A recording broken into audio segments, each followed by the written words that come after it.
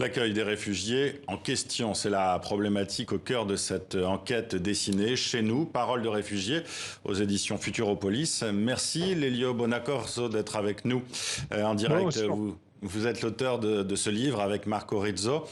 Quel était d'abord votre objectif premier avec cette enquête, vous qui êtes aussi l'auteur d'abord de l'Aquarius? C'était de voir l'après, quand justement ces migrants, ces réfugiés arrivent sur le sol européen, et là en l'occurrence en Italie, voir comment ça se passait pour eux? Merci de l'hospitalité, hein. Bonjour à tous. Et oui, ce livre, c'est la continuation à bord de l'Aquarius. On a raconté qu'est-ce qu'il passe à les réfugiés quand ils arrivent, dans ces cas, en Europe, en Italie. On est allé par une semaine en Calabre. Et on a vu, fait les témoignages des choses que nous avons vues par la bande dessinée.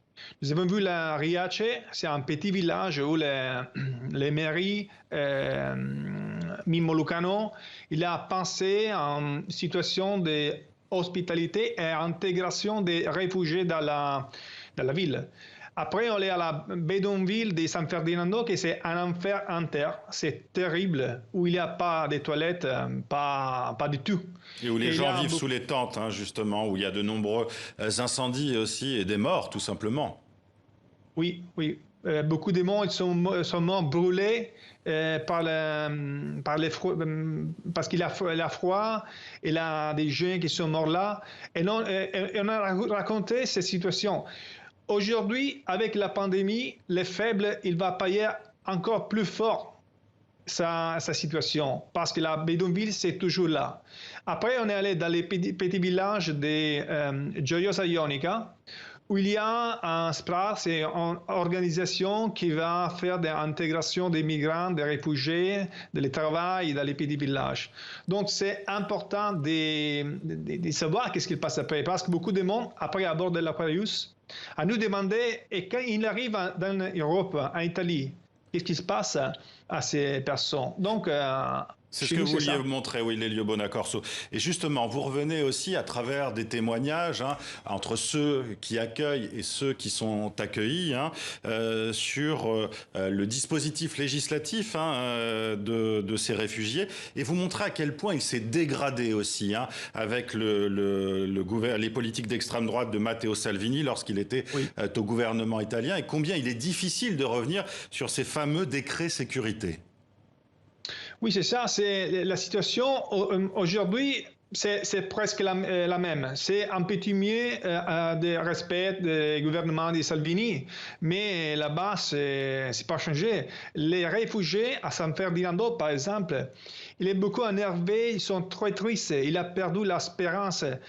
Et elle nous dit, vous pensez seulement faire la publicité de nous sommes abandonnés par tout le monde. Donc, c'est très dur, je dois dire.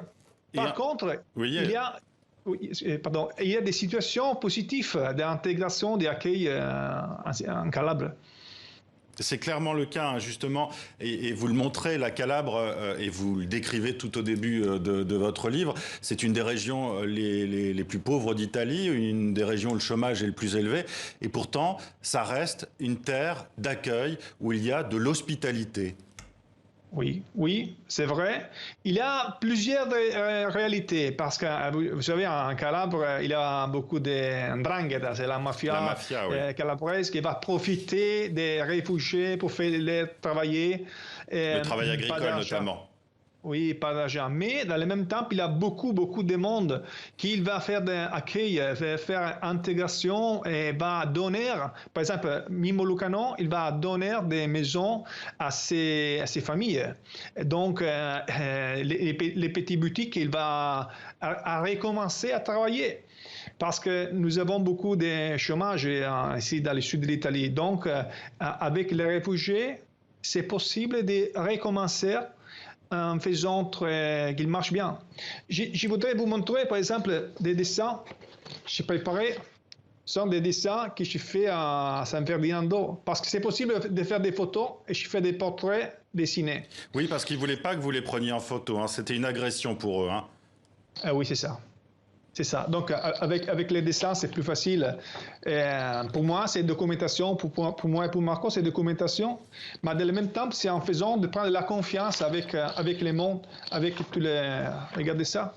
Je me rappelle, c'était janvier, il va pleuvoir.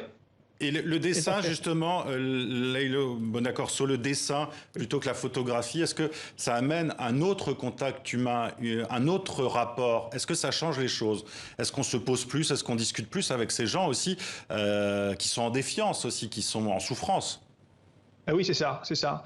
On a expérimenté ça à bord de l'Aquarius parce que les personnes qui arrivent de la Libye, par exemple, qui a passé a été torturées, il a très peur. Avec l'appareil photo, il a un peu peur. Mais avec les dessins, c'est plus facile. C'est plus facile et c'est très utile pour faire un reportage de journalisme par bande dessinée. Donc, je pense que c'est une solution qui marche très bien. Pour nous, il a bien très marché et chez nous, on a continué. Et on est content parce que beaucoup de monde, comme ça, c'est possible de représenter des personnes et tenir aussi la sécurité et la privacy des réfugiés. Merci beaucoup, Leilo Bonacorso, d'avoir été avec nous. Merci à vous. Merci aussi de nous avoir montré vos dessins qu'on retrouve justement dans Chez nous, Paroles de réfugiés, édité aux éditions Futuropolis. Merci d'avoir été avec nous.